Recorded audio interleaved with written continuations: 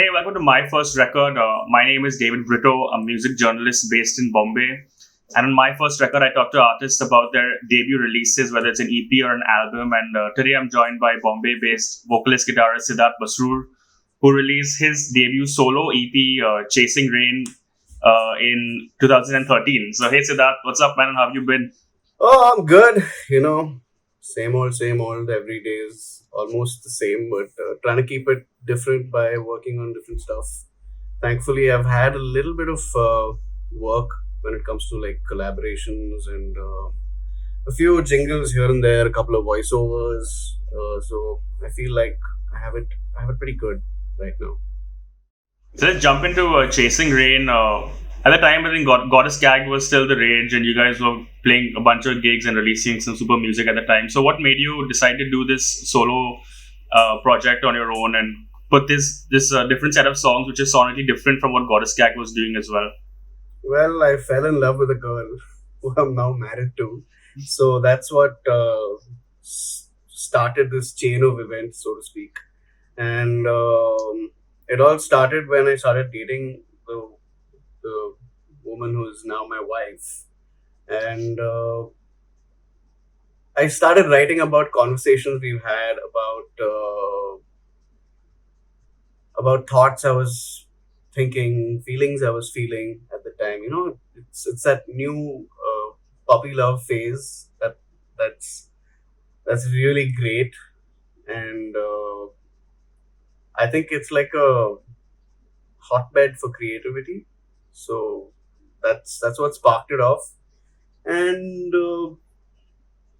one song turned into two to three, and then I think there were about like somewhere between 12 to 15 songs at the end, of which I ended up releasing eight. So that was like Chasing Rain Chapter 1 and 2. Endless possibilities. Possibly, probably. Yeah, let's talk about Chapter 1. Chapter 1 opens with Battleships, which features Naina Kundu. So the song has a slight like jazz feel to it, I think. And tell me about how the song came together as well as how the collaboration came together. Well, I always knew that I wanted the song to have that kind of feel, and I think the guys who were instrumental in making that happen were the band as well as Ayan. So Jishnu, Zain, Adil, they're all like fantastic musicians, and it wouldn't have sounded the same if it wasn't for them, honestly. And Ayan, of course. I mean, I came up with like something really really simple, and I only knew a bunch of chords at that time, and Ayan was far more musically advanced and still is probably than I am. And so he switched up the chords a little bit. He actually played the role of a producer and not just an engineer. I mean, he took the song from a very simple space to I wouldn't say it's complicated now, but it's more interesting for sure after his inputs and the band's inputs made it a lot more interesting. And I remember the first time I met Naina, I mean, I'd seen her perform a few times before, but I'd never really spoken to her before.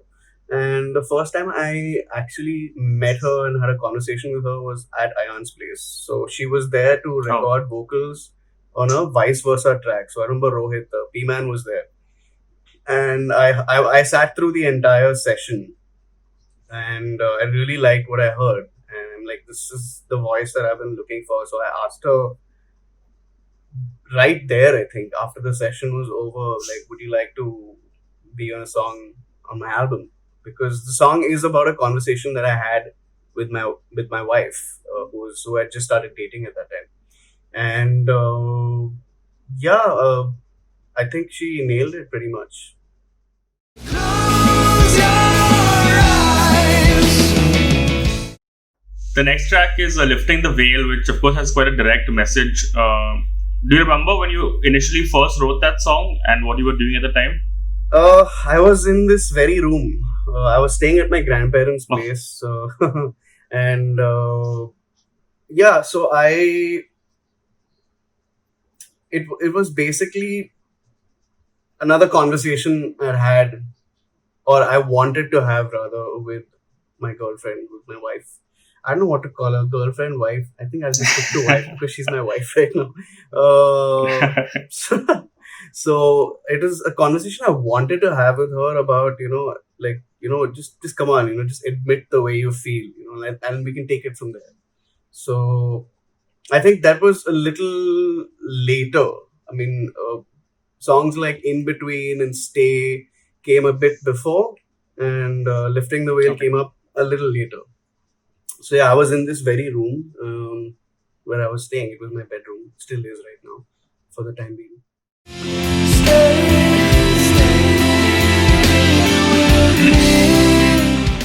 The next song is Stay, of course, which has gone on to become quite an iconic song for you, which is played at gigs and has racked up plenty of plays online as well. And it's also the song that you performed to propose to your wife. Yeah. Why do you think that song has such a connect with listeners, and also that you chose it to use it as a proposal song as well?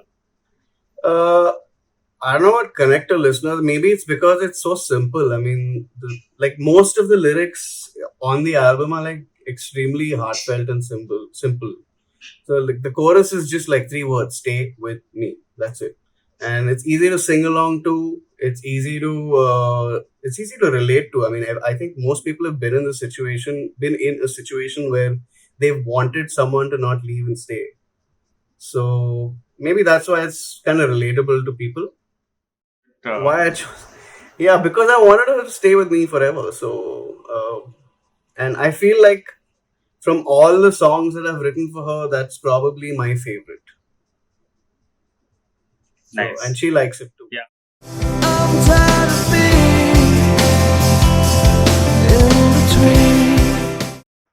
The next song is In Between, which features Devesh Dayal, your chorus-gag bandmate. What do you remember him bringing to the recording sessions and putting his guitar parts down? When I came up with this song, it was actually the first song that I wrote for the album. Lyrically, at least. I think entire song structure-wise and all, Stay was the first. But lyrically, it was the first song that I'd written. And, it was kind of like me trying to convince myself as well as her that, I know that I've been an asshole before to, past relationships. That's one thing I was always very, very, very clear about. Was I was extremely honest with her, still am. Told her everything about my past, and so the song was all about me wanting to tell her that, okay, you know what, I was an asshole before, I know, and I've told you, I've been honest about it, but I'm trying to change now.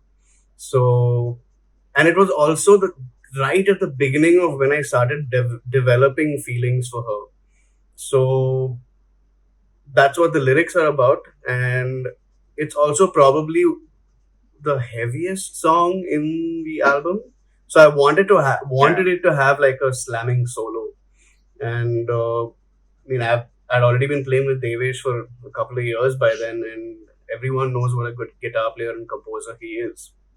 So I couldn't think of anyone else I wanted on that song. So again, we recorded at Ayan's place where all the songs were recorded, and I think I sent him the scratch without the solo, obviously, and he had already worked out some stuff, and he came into the studio and he nailed it. Yeah, I mean, it didn't take long for him at all, and it was. I think I still really love that song. I really love that solo. It's very tasty.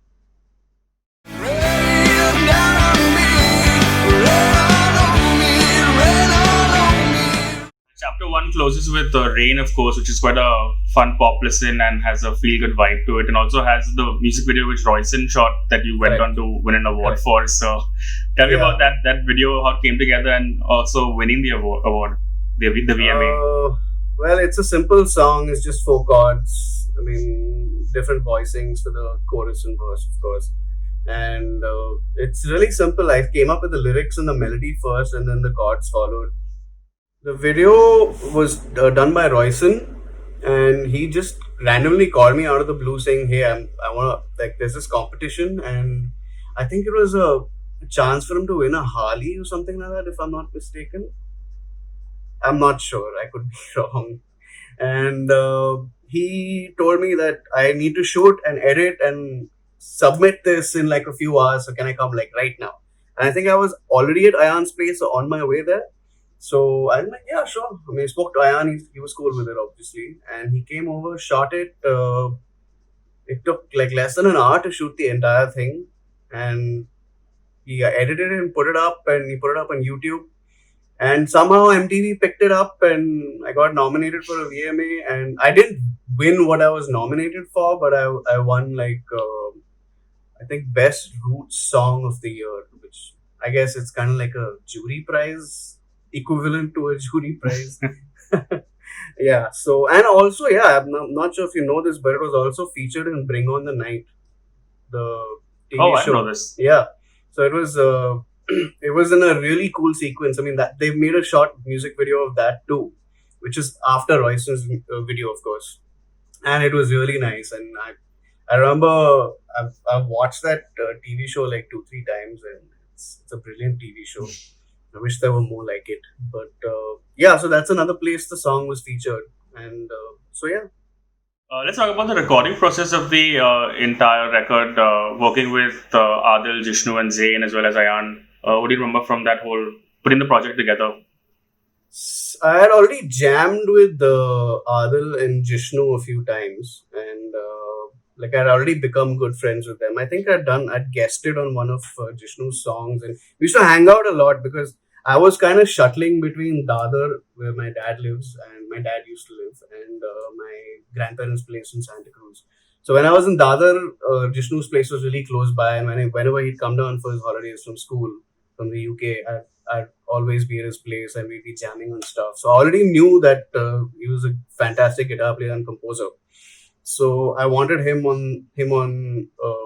I knew that it couldn't be a permanent thing because he had to go back. So I said, at least while he's here during his vacations, let's make the most of it. And Adil had already played with a couple of times. I think we had jammed a few times. And Zain I knew from Blue Frog because he used to work at Blue Frog, and I think I had jammed at his place with some other people. We just used his place as a practice pad once or twice, and I'd seen him playing the drums, and I really liked what he was doing, and I thought he would be ideal. So like I made my decisions based on my experiences with these people, and I don't think I could have made a better decision. I loved having all of them, and the fact that we were all like really good friends, and it wasn't just about, okay, let's just finish this off, let's just make these songs and record them and get it over with. The entire process was a lot of fun because we used to go to Zain's place. It was easy for Jishnu and Adil because they're both townies, but I used to live in Santa Cruz at that point. So for me, I used to drive every day from Santa Cruz to Colaba, where Zain stays, and fight to find a parking place. And then, yeah, because he lives just before where Navy Nagar starts, and it's a pain to find parking there. Anyway, and there were like plenty of breaks in between. Zain would always have this like huge carton of ginger ale, which kind of became like our elixir, and it was a great experience. Yeah, so I think it's probably one of my favorite recording composing experiences. And of course, we recorded the entire thing at Ayan Studio, which was in Yari Road at the time. And it was great. He was extremely accommodating. And like, I didn't know what I was doing, man. Honestly, I had absolutely no clue what I was doing. Well, maybe I had a bit of a clue, but I think having the guys, Jishnu, Zain, Adil, and Ayan around definitely helped the cause tenfold. And of course, you did chapter 2 as well, which had Sandwich Song and all that stuff. And there was also talks of you doing a chapter 3. So will that ever happen? Because I know initially in the start you mentioned it to be a 3. I'm not sure, yeah, because the songs, I don't even think they're like completely finished yet. And if I had to do it, I'd want to do it with the same guys, and at least Right. in like the musicians I'd want to do it with would stay the same. I'm just like talking in the air right now. But I may do it, may not do it. If I do it, I'd want the same guys to be on it, and but I'd probably like to take a stab at producing and mixing and mastering because I've recently started doing that. So yeah. Looking back on the entire project, what are your thoughts on it now? It's like 7 years have passed, of course. It was a great learning experience for me. I think that's the most of. I think I grew a lot as a musician, as a composer, as a songwriter through that entire process because it started with just me and an acoustic guitar and putting stuff down on my laptop. I mean, I didn't even know how to use Logic back then properly. I mean, I used to be a sound engineer at one point, but I was just figuring out how to use Logic, and I didn't even have a sound card, I think, at that time. So I would just open up my laptop, open up photo booth, record stuff, string it together, and make songs. So, and I had just quit my job also back then. I think this was 2012, if I'm not mistaken. 2011, I quit my job. I was past 30 by the time I wrote this album, and I also didn't know what chords were called. Like if someone told me to play a D, I wouldn't know what to play. So I think I learned a lot from the guys because like every time Jishnu would be like, okay, why don't you play a G after the B or a D after the C or whatever. And I wouldn't know what those chords were, and he would have to show me. So it was quite embarrassing back then, being a 30-year-old musician who doesn't know what a chord is called. I mean, who doesn't know what chord is called what, basically. So I feel like I grew a lot as a musician, as a singer, as a songwriter, as a composer, and yeah, I wish I could do it again. Yeah. Nice. And finally, before I let you go, have you been working on any new runt material as well? That's your main focus at the moment. Yes, as you can see in this video, I'm pointing at the screen. There's a Runt project open as we speak. I was working on it right before this interview. And we released a single, which is an instrumental called Last Breath. It's on Apple Music, Spotify, everywhere. And I don't want to talk too much about it, but we're working on a fresh batch of songs right now. So I'm trying my hand at mixing and mastering as well. Which is, I mean, I did that for the last single. I produced, mixed, mastered, and most of it is already recorded. None of this is actually fresh material, so to speak. It's all about 2-3 years old that I was supposed to release at some point. And right now I don't have access to a studio, so I'm doing everything at home, which I normally do anyway. It's very DIY. That's what Runt's ethic is all about. Except for drums. Usually drums we've recorded in the studio. But this time I'm just working with what I have, programming the drums to sound as realistic as possible. And yeah, I can't wait for you guys to hear it. Looking forward to it. Thanks for your time, Siddharth, man. It's been a pleasure.